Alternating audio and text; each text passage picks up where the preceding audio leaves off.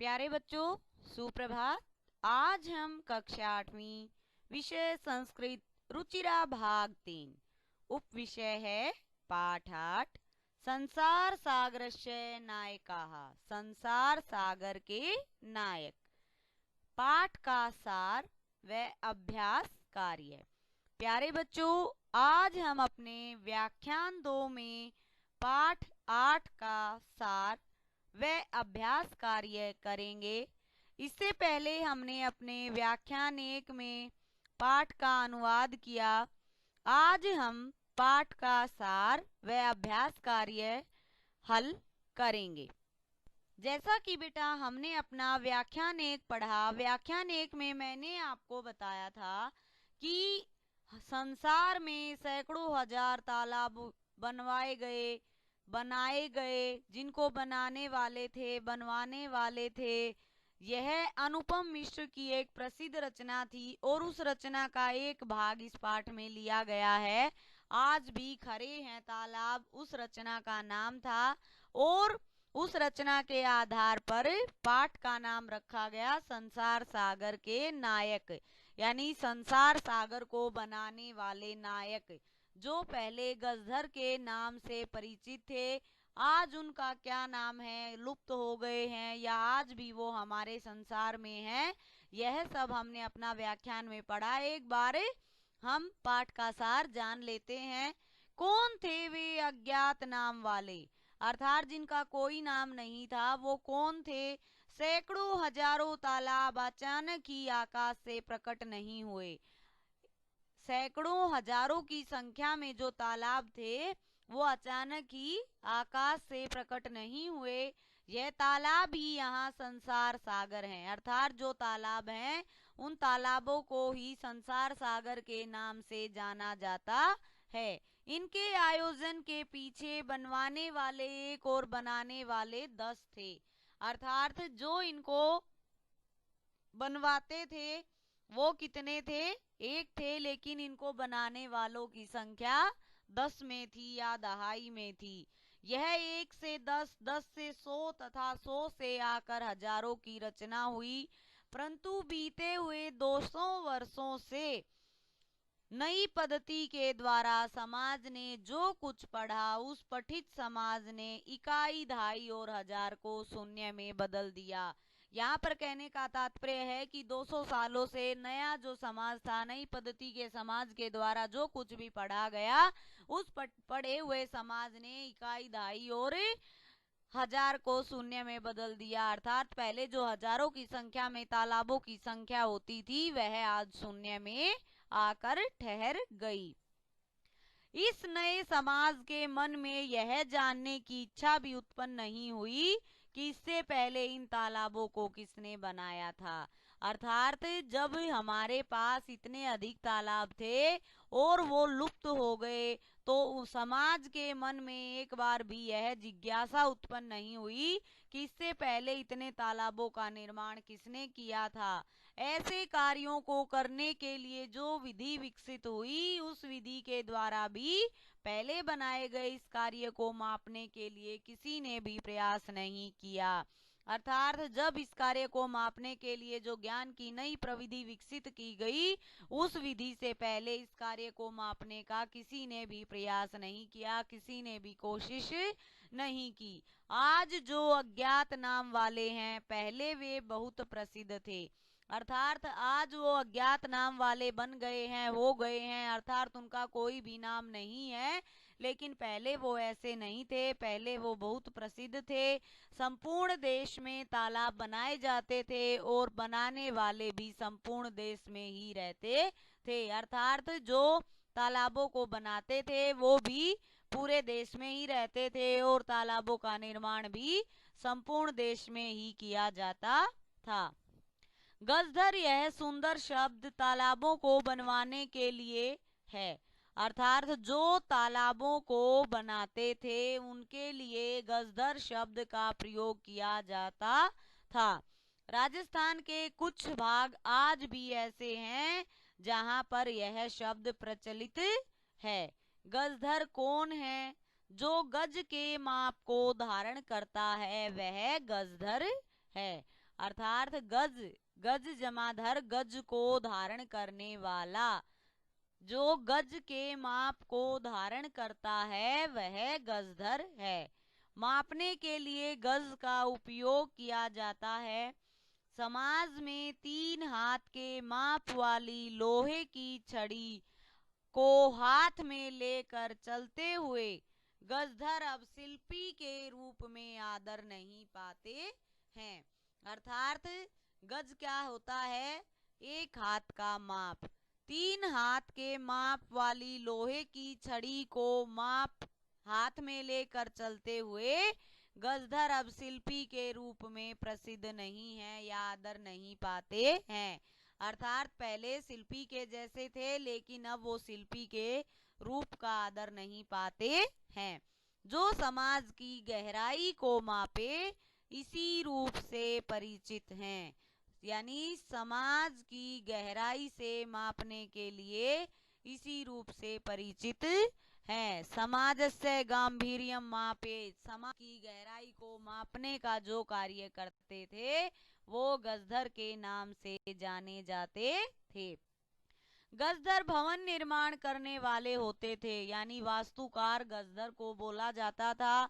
गांव समाज हो, काम गांव का हो, समाज का हो, नगर समाज का हो, या उसके नए निर्माण का हो, या उसकी सुरक्षा का हो, सभी कार्य गजधर ही निभाते थे, संभालते थे। यानी उत्तरदायित्व, सुरक्षा का दायित्व जो था वो गजधरों के द्वारा ही किया जाता था। राजा लोग थे जो गांव के प्रबंधक थे, नगर के जो प्रबंधक थे वो गजधरों को काम दे देते थे। उनका नया बनाने का था या उनकी सुरक्षा का था, जो भी दायित्व था वह सब गजधरों के द्वारा ही किया जाता था। नगर नियोजना से लेकर छोटे निर्माण कार्यों तक सभी कार्य इन्हीं पर आधारित थे। यानी नगर नियोजना, उसकी नियोजना से लेकर, योजना से लेकर और लघु पर्यंतक यानी छोटे जो कार्य थे वे सभी कार्य इन्हीं पर आधारित थे।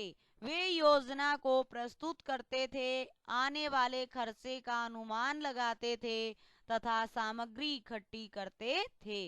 योजना को प्रस्तुत करने का काम था, खर्चे का अनुमान लगाना था, या फिर उसके लिए जो सामग्री इकट्ठी करनी थी वह सब कार्य गजधर के द्वारा ही किया जाता था।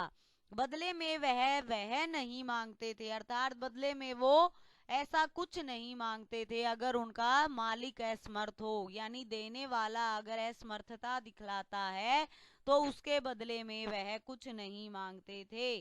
कार्य की समाप्ति पर वेतन के अतिरिक्त गजधरों को सम्मान भी दिया जाता था।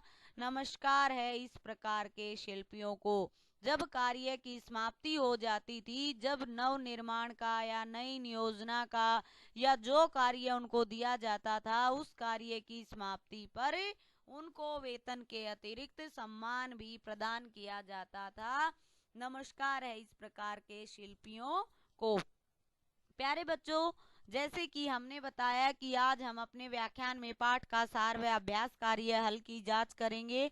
अब जैसे हमने पाठ का सार किया, पाठ का सार पढ़ लेने के पश्चात हमें यह ज्ञात हो गया कि गजधर शब्द का प्रयोग कहाँ कहाँ किया गया और गजधर कौन होते थे, क्या कार्य करते थे।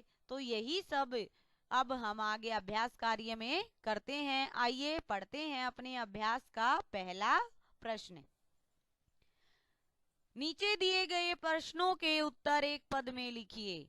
यहाँ पर बेटा आपके प्रश्न दिए गए हैं, उन प्रश्नों के उत्तर आपको एक पद में लिखने हैं। यानी हमने बताया है कि संस्कृत में 2 प्रकार के प्रश्न हैं, जैसे एक पद में लिखिए और पूर्ण वाक्य में लिखिए। अब यहाँ पर पहला प्रश्न पूछा गया है कि एक पद में, केवल एक पद में ही, वर्ड में ही आपको उत्तर देना है। प्रश्न 1 क्या कहता है? कस्य राजस्य भागेषु गजधरः शब्दः प्रयुज्यते। कस्य राजस्य, राज्य के किस भाग में गजधरः, गजधर शब्द प्रयोग किया जाता है या उपयोग किया जाता है। किस राज्य के भाग में गजधर शब्द प्रयोग किया जाता है या किस में किया जाता है? राजस्थानस्य, राजस्थान के कुछ भागों में, राजस्थानस्य के सूचित कुछ भागों में। प्रश्न 2 है, गज परिमाणम कह धार्यति, गज परिमाण कौन धारण करता है? गज के माप को कौन धारण करता है? धार्यति धारण करता है, गजधरः कौन करता है? गजधर। प्रश्न 3, कार्य समाप्तौ वेतनानि अतिरिच्य गजधरेभ्यः किम प्रदीयते स्म? कार्य समाप्ति पर वेतन के अतिरिक्त, वेतनानि अतिरिच्य वेतन के अतिरिक्त गजधरेभ्यः गजधरों को क्या दिया जाता था?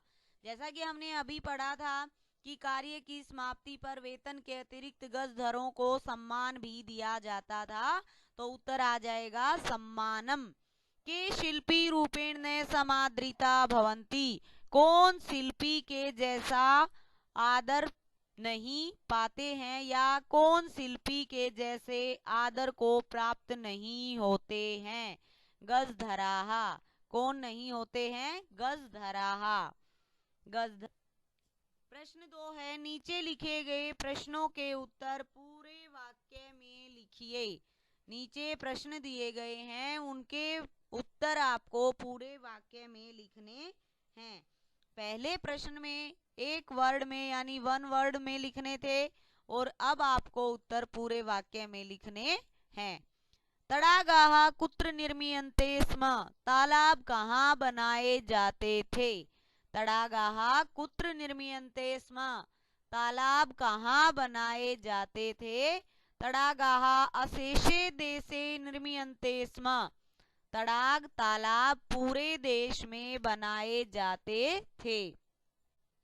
गजधराः कस्मिन् रूपे परिचिताः, गजधर किस रूप से परिचित थे? गजधराः कस्मिन् रूपे परिचिताः, गजधर किस रूप से परिचित थे? गजधराः समाजस्य गांभीर्यस्य मापकाः इत्यस्मिन् रूपे परिचिताः, गजधर समाज की गहराई को मापने के रूप से परिचित थे। गजधराः गजधर समाज की गहराई को मापने के रूप से परिचित थे। गजधराः किम कुर्वन्ति स्म, गजधर क्या करते थे? गजधराः किम कुर्वन्ति स्म, गजधर क्या करते थे? गजधराः वास्तुकाराः रूपेण, गजधर वास्तुकार के रूप में नव निर्माणस्य नए निर्माण की योजना प्रस्तुतवन्ति स्म, नए निर्माण की योजना को प्रस्तुत करते थे। गजधर वास्तुकार के रूप में नए निर्माण की योजना को प्रस्तुत करते थे। के सम्माननीयाः, कौन सम्माननीय थे? गजधराः सम्माननीयाः, गजधर सम्माननीय थे। प्रश्न 3 है, नीचे लिखे गए रेखांकित पदों का प्रश्न निर्माण कीजिए।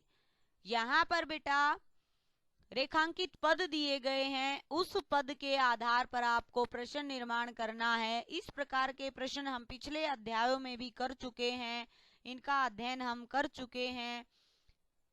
सुरक्षा प्रबंधस्य दायित्वं गजधराः निभालयन्ति स्म, सुरक्षा प्रबंध की जिम्मेदारी गजधर निभाते थे, संभालते थे। तो प्रबंधस्य यानी सुरक्षा प्रबंधस्य वर्ड को रेखांकित किया गया है, इसके स्थान पर आ जाएगा कस्य। षष्ठी विभक्ति का प्रयोग हुआ है यहाँ पर। किम का शब्द रूप पुल्लिंग, स्त्रीलिंग व नपुंसकलिंग तीनों आपको याद होने चाहिए। जब आपको तीनों शब्द रूप याद होंगे तो आप इस प्रश्न निर्माण को कर पाओगे, अदरवाइज नहीं कर पाओगे। प्रश्न 2 इसी का, तेषां स्वामिनः असमर्था सन्ति, तेषां उनके स्वामी असमर्थ हैं। केषां किनके? कार्य समाप्तौ वेतनानि अतिरिच्य सम्मानम अपि प्राप्नुवन्ति, वेतनानि शब्द को रेखांकित किया गया है तो वेतनानि के स्थान पर आ जाएगा कानि।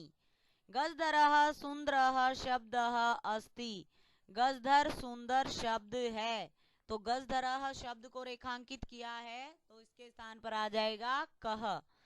तडागाः संसार सागराः कथयन्ते, तालाब भी संसार सागर कहे जाते हैं। के क्या आ जाएगा? के कऊ के यानी बहुवचन का प्रयोग हुआ है। तडागाः बहुवचन शब्द है, इसलिए के आ जाएगा। प्रश्न 4 है, नीचे लिखे गए संधि विच्छेद शब्दों को संधिस्थ करके लिखिए। अब यहाँ पर प्रश्न पूछा गया है, कुछ शब्द दिए गए हैं संधि विच्छेद, उन शब्दों को संधिस्थ करके लिखना है। अध्य जमा अपी, अध्य जमा अपी, ए जमाए यानी आ दीर्घ संधि हुई, ए जमाए दीर्घ स्वर की प्राप्ति हुई, दीर्घ स्वर का आना दीर्घ संधि कहलाता है। समरण जमार्थम, समरणार्थम, ए जमाए यहाँ पर भी आ की प्राप्ति हुई, स्मरणार्थम। इति जमा अस्मिन, इत्य अस्मिन, ई जमाए यानी ई का आगम पहले हुआ है, यण संधि, इत्य अस्मिन जैसे इति जमा आदि इत्यादि होता है। एतेषु जमाएव, एतेष्व, सहसा जमाएव, सहसेव, सहसा जमाएव, सहसेव। प्रश्न 5 है, कोष्टक से उचित पद चुनकर एक स्थान भरिए। अब यहाँ पर कोष्टक में कुछ शब्द दिए गए हैं और वाक्य के अनुरूप आपको वो शब्द वाक्य में भरने हैं। रचयंती घृत्वा सहसा जिज्ञासा सह, रचयंती रचना करते हैं, घृत्वा घर ले जाकर, सहसा अचानक, जिज्ञासा मन की इच्छा, जानने की इच्छा, सह साथ। छात्राः पुस्तकानि घृत्वा विद्यालयं गच्छन्ति, छात्राः, छात्राः यानी छात्राएं पुस्तकें ले जाकर विद्यालय जाती हैं, छात्राएं पुस्तकें घृत्वा लेकर विद्यालय जाती हैं। मालाकाराः पुष्पै मालाः रचयन्ति, माली पुष्पों से माला की रचना करते हैं या बनाते हैं, माली पुष्पों से माला बनाते हैं। मम मनसि एका जिज्ञासा वर्तते, मेरे मन में एक जिज्ञासा है, मेरे मन में एक जिज्ञासा है। रमेशः मित्रैः सह विद्यालयं गच्छति, रमेश मित्र के साथ विद्यालय जाता है। सहसा बालिका तत्र अहसत, अचानक बालिका वहां हंसी, तत्र वहां, अचानक बालिका वहां हंसी। प्रश्न 6 है, पद निर्माण कीजिए। अब यहाँ पर बेटा आपकी धातु और प्रत्यय दिए गए हैं, उनकी सहायता से आपको यहाँ पर पद निर्माण करना है, यानी पूरी धातु को लिखना है। तो यहाँ पर दिया गया है ह्री जमा तुमुन, ह्री जमा तुमुन, तुमुन प्रत्यय का प्रयोग किसके लिए किया जाता है? के लिए, हरने के लिए हरतुम। त्रि जमा तुमुन तरतुम, त्रि जमा तुमुन तरतुम। नम जमा कत्वा, नत्वा, नमस्कार करके, यानी नम धातु है, कत्वा प्रत्यय है, कत्वा का अर्थ होता है करके। नम जमा कत्वा नत्वा, गम जमा कत्वा गत्वा, गम जमा कत्वा गत्वा। यहाँ पर मैं हलंत है और इस प्रकार से धातु के साथ जब आप पद निर्माण करेंगे तो यहाँ पर इनका लोप हो जाता है। गम जमा कत्वा, गमत्वा नहीं आएगा, गत्वा आएगा। नम जमा कत्वा नत्वा। तयज जमा कत्वा त्यक्त्वा, जय का कै हो गया त्यक्त्वा। भुज जमा कत्वा भुक्तवा, तयज जमा कत्वा त्यक्त्वा छोड़ दो, छोड़कर। भुज जमा कत्वा, उप जमा गम जमा लयप, उपगम में, उप उपसर्ग गम धातु लयप प्रत्यय। उप का अर्थ है पास, समीप, गम्य जाकर, उपगम्य। सम जमा पुज जमा लयप, सम उपसर्ग पुज धातु समपूज्य, यानी लय प्रत्यय का आगम होने से जब हम इसको पद में लिखेंगे, बनाकर लिखेंगे तो यह आ जाता है समपूज्य। आ जमा नी जमा लयप, आ उपसर्ग नी धातु लय प्रत्यय आनीय। प्र जमा दा जमा लय, प्र उपसर्ग दा धातु लय प्रत्यय प्रदाय। कोष्टक में दिए गए शब्दों की सहायता से रिक्त स्थान भरिए। अब बेटा यहाँ पर कोष्टक में शब्द दिए गए हैं, उन शब्दों की सहायता से आपको रिक्त स्थान भरने हैं। हमारा पहला वाक्य है डैश परितः वृक्षाः सन्ति। अब यहाँ पर विद्यालय शब्द दिया गया है, विद्यालयम परितः वृक्षाः सन्ति, विद्यालय के बाहर वृक्ष हैं, परितः के बाहर वृक्ष हैं। डैश उभयतः ग्रामाः सन्ति, उभयतः दोनों ओर, ग्रामाः सन्ति शब्द दिया गया है ग्राम, ग्रामम गांव के दोनों ओर गांव हैं। फिर है डैश सर्वतः अट्टालिकाः सन्ति, शब्द दिया गया है नगर, नगरम सर्वतः अट्टालिकाः सन्ति, नगर के सभी ओर अट्टालिका यानी महल हैं। धिक डैश का पुरुष, धिक्कार है कायर पुरुषों को, का पुरुषम यानी द्वितीय विभक्ति का यहाँ पर प्रयोग हुआ है। अगला है बालकाः बालिका भी सह पठन्ति। अब यहाँ पर बालिका शब्द है तो बालिका भी, बालक बालिकाओं यानी बालक बालिकाएं साथ पढ़ते हैं, लड़का और लड़की, लड़के और लड़कियां साथ पढ़ते हैं। बालकाः बालिका भी सह पठन्ति। पुत्र डैश से आपणम गच्छति, पितृ शब्द दिया गया है, पुत्र पित्रा से आपणम गच्छति, पिता यानी पुत्र पिता के साथ दुकान जाता है, पुत्र पित्रा सह आपणम गच्छति, आपणम दुकान। शिशु डैश से क्रीडति, मातृ शब्द दिया गया है, शिशु यानी शिशु, मात्रा से क्रीडति माता के साथ खेलता है, सह के साथ खेलता है। प्यारे बच्चों, आज हमने अपनी पाठ्य पुस्तक रुचिरा भाग 3 से पाठ 8 के अभ्यास कार्य व पाठ के सार को दोहराया। अब आपको गृह कार्य में प्रश्न संख्या 1 व प्रश्न संख्या 2 यानी एक वर्ड में उत्तर दीजिए और पूरे वाक्य में उत्तर दीजिए। प्रश्नों को अपनी उत्तर पुस्तिका में लिखना है, याद करना है और अभ्यास कार्य को अपनी संस्कृत की पुस्तक में भरना है। यह व्याख्यान आपको अच्छी प्रकार से याद करना है। जो कार्य लिखने के लिए दिया गया है वह कार्य आपको संस्कृत की उत्तर पुस्तिका में लिखना है। बचा हुआ कार्य आपको अपनी संस्कृत की पुस्तक में भरना है। बेटा, आज का हमारा यह व्याख्यान पूर्ण हुआ। मिलते हैं अगले व्याख्यान के साथ। धन्यवाद।